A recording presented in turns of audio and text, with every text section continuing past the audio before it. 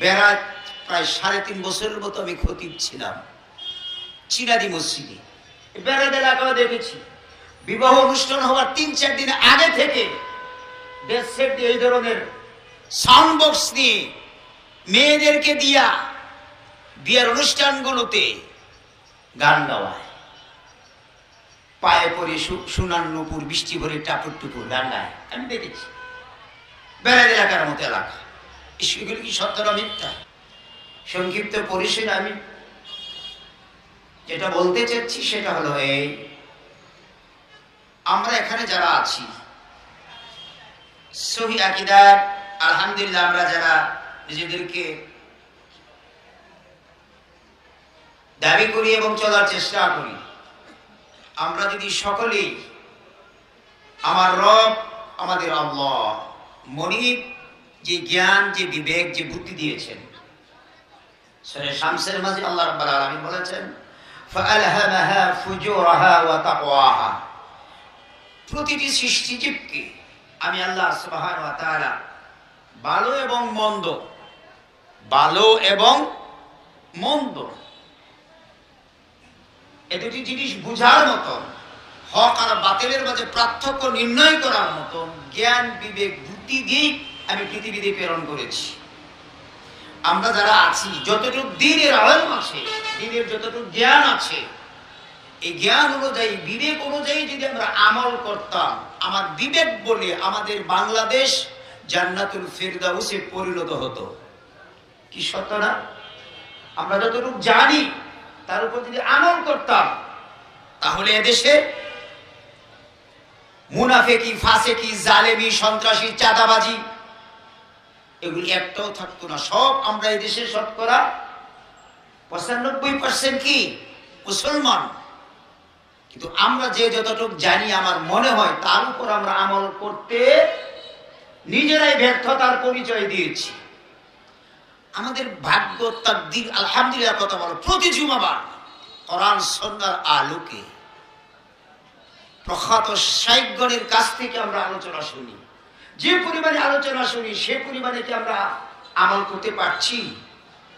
আমাদের আমল আখলাকে কি পরিবর্তন করছে? আমাদের সমাজে আমাদের সহি আকীদার যারা আছে, আমরা আলহামদুলিল্লাহ বেপরদা আছে, সুদ আছে, আছে না নাই? ঘুষ আছে, জেনা আছে। বিবাহের অনুষ্ঠানগুলো তো দেখুন নারী পুরুষ একত্রে আয়োজন, হয়তো 2-1 জন বাদে বিভিন্ন ধরনের আয়োজন করে থাকি আমরা। সুদ, ঘুষ, জেনা, ব্যভিচার, অনাচার, পাপাচার, দুরাচার, অশ্লীলতা, বেহায়াপনা সর্বত্র ছেয়ে যাচ্ছে। তাহলে আমরা আমাদের যে সহি আকীদার দাবি করি, আলহামদুলিল্লাহ বাস্তবে সেটা আমরা প্রয়োগ করতে পারি না। বেড়ায় প্রায় 3.5 বছরের মতো আমি খতিব ছিলাম চিনাদি মসজিদে।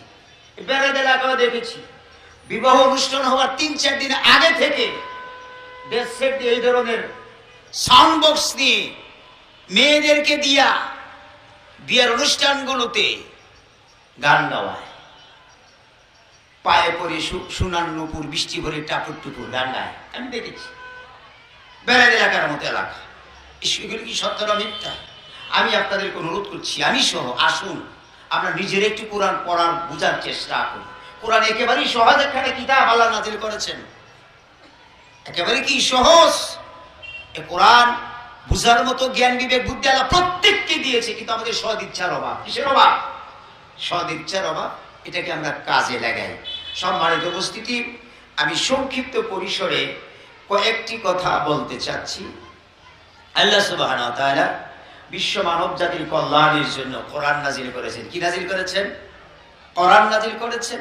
আরেক দিক দিয়ে কোরআনের মতো পুত পবিত্র উন্নত চরিত্র দিয়ে বিশ্ব নবী মুহাম্মাদুর রাসূলুল্লাহ সাল্লাল্লাহু আলাইহি ওয়াসাল্লামকে আল্লাহ রাব্বুল আলামিন পৃথিবীতে প্রেরণ করেছেন। তিনি হলেন বাস্তব মডেল। সহিহ হাদিসগুলোতে আল্লাহ রাসূলের জীবন বৃত্তান্ত সুন্দর করে দেওয়া আছে। কোরআনটা হলো বাস্তব রাসূলের চরিত্র আর কোরআন দুটো একাকার। 30 পারা কোরআন আর 23 বছরের নবুয়তের জিন্দেগি, এর ভিতরে পার্থক্য করার কোনো সুযোগ নাই। কোরআন বুঝতে হলে রাসূলের জীবনী বোঝা লাগবে, রাসূলের জীবনী বুঝতে হলে কোরআন বুঝতে হবে। তাহলে দুটার সমন্বয়ে আলহামদুলিল্লাহ আমাদের দিন বোঝা অতি সহজ হবে। সম্মানিত উপস্থিতি, বিশ্ব মানবতার কল্যাণের জন্য আল্লাহ সুবহানাহু ওয়া তাআলা নাযিল করেছেন আল কোরআন। কি নাযিল করেছেন? আল কোরআন। এই কোরআনুল কারীমের শুরুতে 2 নম্বর সূরার শুরুতে আল্লাহ সুবহানাহু ওয়া তাআলা বলেছেন যালিকাল কিতাব লা রাইবা ফি। এটা এমন একটি কিতাব যেই কিতাবের মাঝে কোনো ধরনের শুভা সন্দেহ নাই। আছে এ কোরআনের মতো কোরআন আয়াত রচনা করা সম্ভব নয়, এগুলো অনেক অর্থ আছে। এটা তার সমকক্ষ, তার সমতুল্য একটি অক্ষর তৈরি করার ক্ষমতা বিশ্ববাসীর কারো কাছে নাই। আল্লাহ রাব্বুল আলামিন সরাসরি বলেছেন, নো ডাউট দ্য হোলি কোরআন।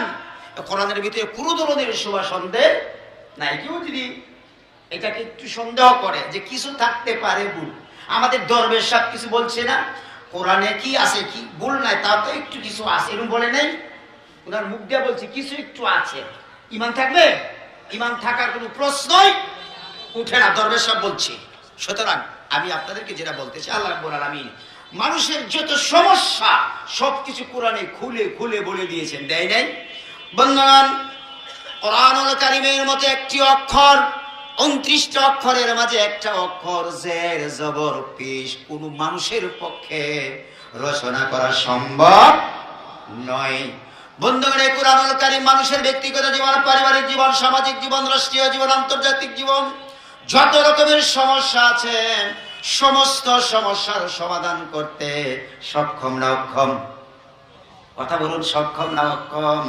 আল্লাহ রাব্বুল আলামিন সূরা ইউনূসের 61 নম্বর আয়াতে কারিমায় বলেছেন, ওয়ালা আসগরা মিন যালিকা ওয়ালা আকবারা ইল্লা ফি কিতাবিন মুবিন। আল্লাহর বান্দারা শুনে রাখো, এই কোরআনুল কারীমে ক্ষুদ্রতি ক্ষুদ্র থেকে শুরু করে পৃথিবী থেকে সূর্য 13 লক্ষ গুণ বড় সূর্যের নামেও সূরা আছে, আছে না নাই? ছোট্ট পিঁপড়ার নামে সূরা নমল সূরা আছে, আছে না নাই? বন্ধুগণ, কোরআনুল কারীমের মাঝে আল্লাহ রাব্বুল আলামিন সবকিছু খুলে খুলে আল্লাহ রাব্বুল আলামিন বলে দিয়েছেন। আমি আপনাদের সামনে বলতে চাই, আল্লাহ সূরা আরাফের 96 নম্বর আয়াতে কারিমায় আল্লাহ রাব্বুল আলামিন বলে দিয়েছেন, ওয়ালাউ আন্না আহলাল কুরা আমানু ওয়াত্তাকাউ লাফাতাহনা আলাইহিম বারাকাতিম মিনাস সামাই ওয়াল আরদ। ওয়ালাউ, লাউটা হলো হরফে শর্ত। কি দিয়েছেন আল্লাহ রাব্বুল আলামিন? শর্ত দিয়েছেন। যদি তোমরা দুটি কাজ করো, কয়টা কাজ? আমানু ওয়াত্তাকাউ, যদি তোমরা ঈমান আনয়ন করো আর তাকওয়ার গুণে যদি গুণান্বিত হও, লাফাতাহনা, লামটা এখানে ব্যবহার করেছেন আল্লাহর নিশ্চয়তা বিধানের জন্য। অবশ্যই অবশ্যই আমি আল্লাহ রাব্বুল আলামিন আকাশ এবং জমিনের সমস্ত রহমতের দরজা আমি আল্লাহ তোমাদের জন্য উন্মুক্ত করে দিব। সুবহানাল্লাহ। কি করে দিবেন? অন্ন, বস্ত্র, শিক্ষা, চিকিৎসা, বাসস্থান, জীবনের নিরাপত্তা সহ সবকিছু নিশ্চিত করবেন কে? আল্লাহ সুবহানাহু ওয়া তাআলা পরিষ্কার ভাষায় বলেছেন। আল্লামা ইকবাল বলেছেন আয়াতের আলোকে, সবাব পরফি সাদাকাতাকা শুজাআতাকা আদালাতাকা লিয়া জায়েগা কম ফিজসে দুনিয়া ফির ইমামাতকা। তোমরা যদি সত্যবাদিতা, দৃঢ়তা, ন্যায় পরায়ণতা, তাকওয়ার গুণে গুণান্বিত হতে পারো, এই পৃথিবীতে যা কিছু আছে সবকিছু তোমাদের অধীন করে দিবে। সুবহানাল্লাহ। শতকরা 70 থেকে 73% সম্পদ আল্লাহ মুসলমানদেরকে দিয়েছেন, আর বাকি 27% বলেন আর 30% বলেন এই সম্পত্তি ইহুদি, খ্রিস্টান, নাসারা, হিন্দু, বৌদ্ধ, খ্রিস্টানদেরকে দিয়েছেন। এই মুসলমানদের সম্পদ দিয়ে ইহুদি, খ্রিস্টান, ব্রাহ্মণবাদের 5টা গোলামেরা ব্যবহার করে মুসলমানদের মাথায় লবণ রেখে বড়ই খায়। আমাদের ভিতরে নাই ঐক্য, আমাদের ভিতরে নাই কি পরস্পর পরস্পরের প্রতি ইমানি চেতনা, ইমানি মজবুতি নাই। আমাদের ভিতরে খালি বিদ্বেষ, বিদ্বেষ পা। এগুলির সুযোগে মায়ার মা 27 কেজি ওজনের একটা মহিলা লক্ষ লক্ষ মা বোনদেরকে, মুসলমানদেরকে বাংলাদেশে বের করে দিয়েছে। হাজার হাজার গর্ভবতী মেয়েদেরকে সহ পেট ফেরে বাচ্চা বের করে গাছে দুই পায়ে ধরে হত্যা করেছে, করে নাই? আমরা চুপচাপ ফিলিস্তিনে করছে না? শুধুমাত্র মুসলমানদের ঐক্যের অভাবে এরকম হচ্ছে। কোরআন ঐক্যের জন্য, সালাত ঐক্যের জন্য, হজ ঐক্যের জন্য, যাকাত ঐক্যের জন্য, রোজা সবকিছু আমরা জামাতের সাথে করে থাকি, ঠিক কিনা? আমি সেদিকে যাচ্ছি না, তার থেকে আমরা শিক্ষা নিই না।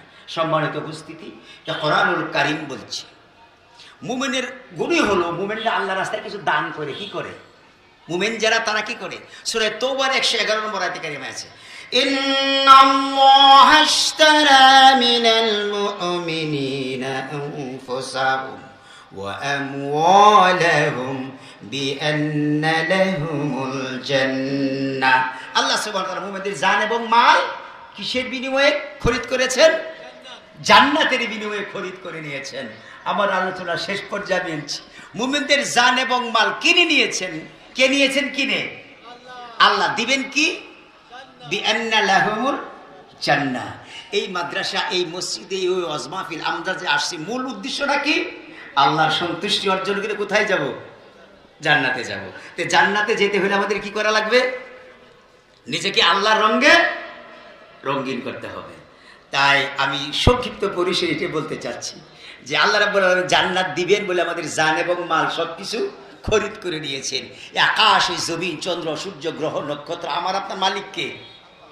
কে? আল্লাহ। কোন সূরায় আছে? সূরা নাসের ভিতরে আছে মালিকিন।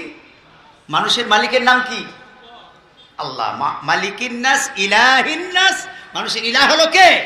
আল্লাহ সুবহানাহু ওয়া তাআলা। আল্লাহর দেওয়া জান, আল্লাহর দেওয়া মাল আল্লাহর রাস্তায় দিতে আমাদের সমস্যা আছে?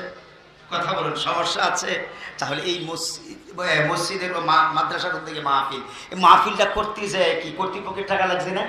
এই যে লাইটিং, এই যে সামিয়ানা, তারপরে যে সমস্ত শাইখদেরকে দাওয়াত দেওয়া হয়েছে, কিছুটা দিলে তো কমপক্ষে যাতায়াত খরচটা দিতে হবে, তাই না? এখানে যারা আছেন আলহামদুলিল্লাহ, এখানে সবাই আজকে যিনি প্রধান অতিথি আমাদের মুরব্বি, আমি চিনি ওনাকে, জানি না কত দিয়েছে কিনা, অথবা এখানে যারা আছি, আমি কয়েক মিনিটের ভিতরে শেষ করে দিচ্ছি একেবারে। আমার মনে হয় মোহতারাম এসে গিয়েছে আলোচনা করার জন্য, আমি শেষ করে দিতে যাচ্ছি। আমরা একটু ইশারাতে বুঝে ফেলছি আল্লাহ মুমিনের জান এবং মুমিনের মাল কিসের বিনিময়ে খরিদ করেছেন? জান্নাতের বিনিময়ে। আমার একটা আয়াতের উদ্ধৃতি দিয়ে আমি শেষ করতে চাই।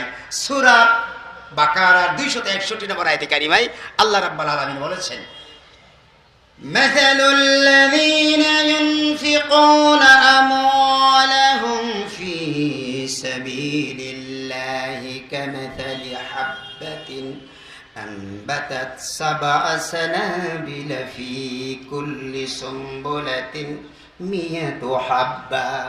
আল্লাহ রাব্বুল আলামিন বলেন, আল্লাহর বান্দারা শুনে রাখো, তোমরা যদি 1টি টাকা আল্লাহর রাস্তায় দান করো, তাহলে আমি কি করব? এই টাকাটাকে 700 গুণ বৃদ্ধি করে তোমাদেরকে ফেরত দিব। কত টাকা দিলে? 1 টাকা দিলে আল্লাহ 700 গুণ বৃদ্ধি করে আল্লাহ রাব্বুল আলামিন আমাকে আপনাকে ফেরত দিবেন। একটা ধান লাগাইলে আমরা আলিপাতি যে দেখি, বলে আলিপাতি ধান গাছ লাগাইলে তালতলা বেলতলা ধান ফালাই না? এই ধান গাছ থেকে একটা ধান হয়। কয়টা গাছ? একটা ধান থেকে একটা ধান গাছের চারা হয়। এই চারাটা যখন কাদামাল 25 দিন 30 দিন রাখি না আমরা, তারপরে উঠাইয়া নিয়ে কোথায় লাগাই? কাটা জমিনে। এখান থেকে আল্লাহ বলছেন তোমরা লাগাও একটাকে আমি আল্লাহ সুবহানাহু ওয়া তাআলা 60টাতে রূপান্তরিত করি। সুবহানাল্লাহ। কয়টা? একটাকে কয়টাতে রূপান্তরিত করেন? 60টা ধান গাছ হয়। সাবআমিয়া বলা হচ্ছে, এক একটা ধান গাছে 100 করে দান। এক একটা ধান গাছে দানের সরা। এক একটা ধান গাছে কয়টা দান হয়? আল্লাহ বলছেন কয়টা? মিয়া, মানে কি 100 হয়। তাহলে আপনাদের একটা দান গাছ থেকে, একটা দান থেকে একটা গাছ, একটা গাছ থেকে 60টা গাছ, 60টা গাছে প্রতিটা সরাতে আল্লাহ সুবহানাহু ওয়া তাআলা বলেছেন 100 করে দান। তাহলে 700 দান। মূলত ছিল কয়টা দান? একটা। সূরা বাকারার 261 নম্বর আয়াতে কারিমায় বলছেন, আল্লাহ বলছেন তোমরা যদি 1টি টাকা দান করো, আমি 1 টাকার বিনিময়ে 700 গুণ বৃদ্ধি করব, আরো বিষয় দিতে। আল্লাহু ইউযাইফু, আল্লাহ বলছেন আমি আরো বৃদ্ধি করে দেব ইনশাআল্লাহ। সুতরাং আমরা কি চাই না আমাদের জান্নাতে আল্লাহ বাড়িঘর করুক? তাহলে 10,000 টাকা, কত হাজার? 10,000 টাকা এলাকার মানুষ দেওয়া একটা ব্যাপার না। এরকম আমি কয়েকজন মানুষ চাই, কমপক্ষে 10 জন মানুষ যদি 10,000 করে টাকা দেন, কত হবে? কথা বলুন, কতজন? এতজন ওয়াজ শুনে করি হুজুর। এই যে ডক্টর আমাদের শেখ ডক্টর ইমাম হুসাইন হাফিজাহুল আলোচনা করেছেন, এই যে উনি এখানে বসেছে আলোচনা করবে, আলোচনা শুনবো মাগান 1 টাকা দেবো না, এরকম নিয়ত করে বসে দেখলে হবে? কথা বলুন, হবে? কিছু দিতে হবে। আমি এই জন্য চাচ্ছি যে 10 জন মানুষ 10,000 করে টাকা দিতে হয়েছে। আলহামদুলিল্লাহ 10 জন মানুষ 10,000 করে টাকা। আমাদের মাহফিলের আমি যিনি প্রধান অতিথি কাজী লিহাজউদ্দিন সাহেব, আমি ওনাকে ব্যক্তিগতভাবে চিনি। আলহামদুলিল্লাহ স্টেজে দেখছি না, অসুস্থ, তো উনার উত্তরসূরির আছে 10,000 টাকা দেখ। কোথায় আছে? উনার উত্তরসূরির আছে 10,000 টাকা দেখ। আলহামদুলিল্লাহ আমাদের মাহফিলের প্রধান অতিথি, তাই না? এই মাহফিলের জন্য 10,000 টাকা দেখ। আল্লাহ সুস্থতা দান করবেন, অথবা হায়াত না থাকলে আল্লাহ যেন ঈমান আমলের সাথে মুমিন হয়ে মুসলিম হয়ে যেন মৃত্যুবরণ করতে পারি, সেই জন্য আমরা দোয়া করবো ইনশাআল্লাহ। প্রথম দোয়া করবো সাহাতে কুল্লিয়া, হায়াতের তাইয়্যিবা আল্লাহ রাব্বুল আলামিন যেন দান করেন। আমরা বলি আমিন।